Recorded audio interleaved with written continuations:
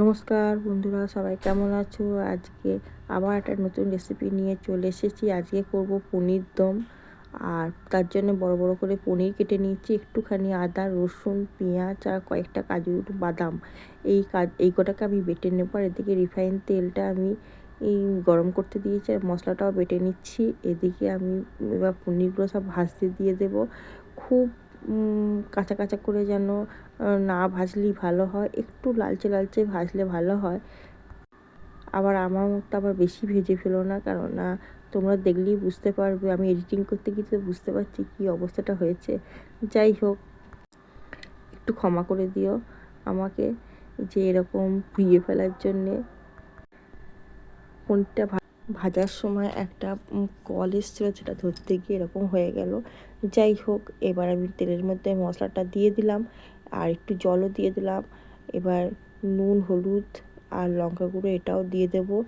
আমরা একটু নুনটা বেশি খাই, কিন্তু এইখানে কিন্তু আমরা নুনটা বেশি দিইনি, কারণ এই তরকারিটা নুনটা বেশি হলে বা ঝালটা বেশি হলে ভালো লাগবে না। সেই জন্যই আপনাদের আগে থেকে বলে দিলাম, এর থেকে কম নুন দিলে হবে না, কিন্তু তাহলে একদমই নুন হবে না।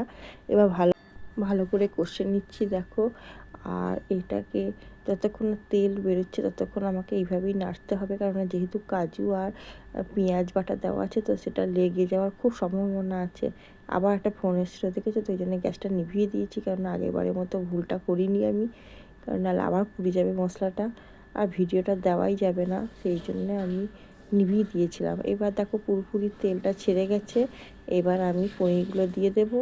এবার ভালো করে নাড়িয়ে চাড়িয়ে আমি এতে জল ঢেলে দেব। আর বেশিক্ষণ কষার দরকার হবে না, এটা কষা হয়েই গেছে মোটামুটি। আমি এবার জল ঢেলে দিলাম, দেখো।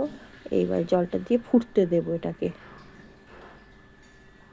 এবার যখন ঘন হয়ে আসবে তখনই আমার মোটামুটি এটা হয়ে যাবে। তারপর আমি একটুখানি ঘি আর চিনি দিয়ে দেবো, তাহলেই আমার কমপ্লিট হয়ে যাবে। দেখো, চিনি অল্প পরিমাণ দিয়ে দিলাম, আর একটুখানি ঘি দিয়ে দিলাম। এবার আমি ওটাকে নেড়ে চেড়ে আমি নামিয়ে নেব। আমার রেডি আজকে পনির দম করা।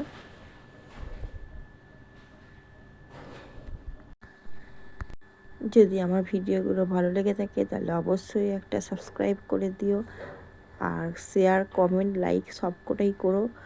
আর আমার অন্যান্য ভিডিওগুলো দেখার জন্যে আমার ইউটিউব চ্যানেলটাকে নজরে রাখবে। সবসময় আমি যে রান্নাগুলো দেব একদম ঘরোয়া, তোমরা সহজেই করতে পারবে। আর আমাকে অনেক অনেক ভালোবাসা দেবে। ভালো থেকো তোমরা।